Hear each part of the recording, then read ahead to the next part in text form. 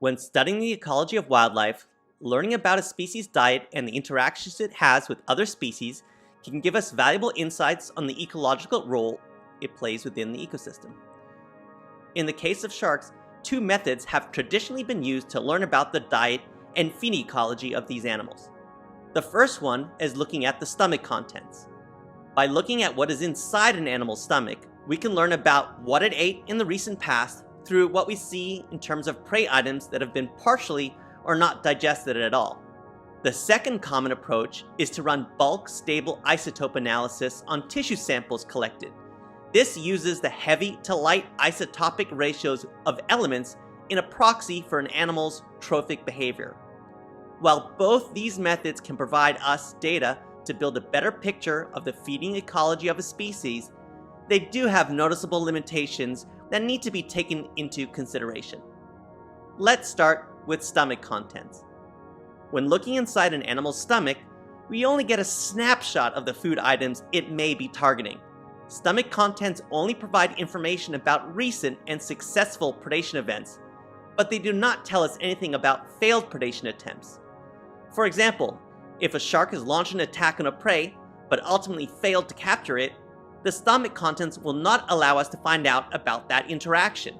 However, that is still a relevant interaction regarding the ecology of the animal, as the shark likely forced the prey to engage in invasive or anti-predator behavior, thus disturbing whatever activity the prey may have been involved in.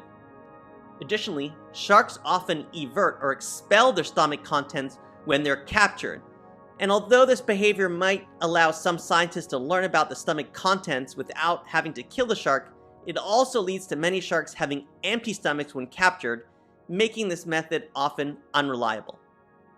Bulk stable isotope analysis has grown in popularity due to it being a cost-effective and non-lethal approach to learn about the ecology of the species. It often requires only a small tissue sample, like a muscle biopsy or a blood sample. Then, isotopic ratios of carbon and nitrogen are typically measured in these tissues. Generally, the heavier nitrogen isotope, the nitrogen-15 isotope, becomes enriched in a predator relative to its prey, so animals higher up in the food chain generally exhibit isotopic ratios more enriched in nitrogen-15. With regards to carbon, animals that frequent offshore waters typically exhibit lighter carbon-stable isotope values relative to species associated predominantly with inshore environments. Because isotopic ratios reflect time-integrated averages of an animal's diet and habitat use, this technique might not be able to determine selection for specific prey items. This is because the tissues of different species having similar trophic behavior may exhibit similar bulk isotope ratios. For instance, the tissues of a nurse shark and a lemon shark may exhibit similar stable isotope values, but their diets are significantly different, and therefore their ecological role is not equivalent. Stomach contents and stable isotope analysis can provide us with some data to better understand the ecology of sharks, but they don't paint a full picture and can sometimes be misleading about their ecological roles without other types of complementary data. So what are the other research methods that could be used to help provide additional insights into the ecological role of sharks? Direct observation of hunting behavior can be very useful, but rarely feasible. However, new technologies have expanded our ability to study how sharks interact with other species. Satellite tags can tell us about where the animal goes, while the use of accelerometers can give us information about the activity levels of the animal. The use of predation tags can let us know when a prey might have been consumed, and animal-borne cameras can allow us to follow the journey of the shark through its environment.